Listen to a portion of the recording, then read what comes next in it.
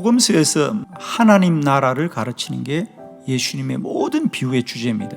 오늘 큰 잔치의 비유도 역시 하나님 나라를 우리에게 알게 하시는 비유입니다. 어떤 사람이 큰 잔치를 베풀어서 사람들을 초대했습니다. 이제 잔치날이 되어서 사람들을 청하였을 때에 사람들이 다 같이 사양을 하였더라 그랬습니다. 그래서 주인이 거리에 나가서 다른 사람들이라도 이 잔치 자리에 채우라, 그리고 잔치를 베풀었더라 그럽니다. 사실 오늘 이 비유는 이렇게 하면 하늘나라 잔치에 들어간다는 말이 아니고, 이렇게 하면 아무도 들어갈 수 없다는 말씀이에요. 과연 너희들의 믿음이 참된 믿음이냐 돌아보게 하는 말씀이에요. 예수님은 복음서에서 줄곧 하나님 나라가 임하기를 늘 우리에게 소원하고 소망하고 있습니다.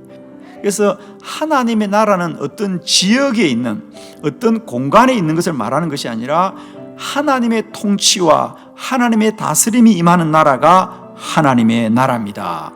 그래서 우리 그리스도인들은 우리의 삶에 하나님의 나라가 임하기를 소망해야 되고요, 하나님의 나라가 임하기를 기도해야 됩니다. 그런데 지금 우리 안에 하나님의 나라가 이루어지고 있습니까? 자, 오늘 물음은 여기서부터 시작해야 됩니다. 잔치는 잔치할 시각에 그 청하였던 자들을 부르는 것이다.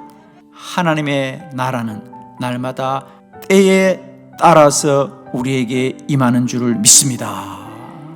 믿음의 생활에 가장 중요한 건 여러분, 때를 아는 은혜입니다.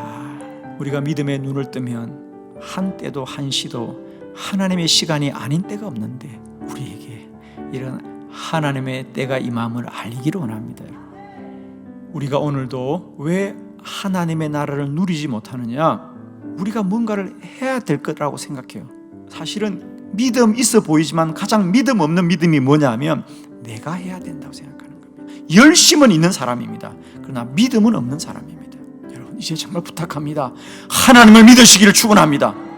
하나님의 나라는 사람이 일구는 나라가 아닙니다. 믿음으로 받아들이는 나라다. 오늘 말씀의 대반전은 여기 있습니다.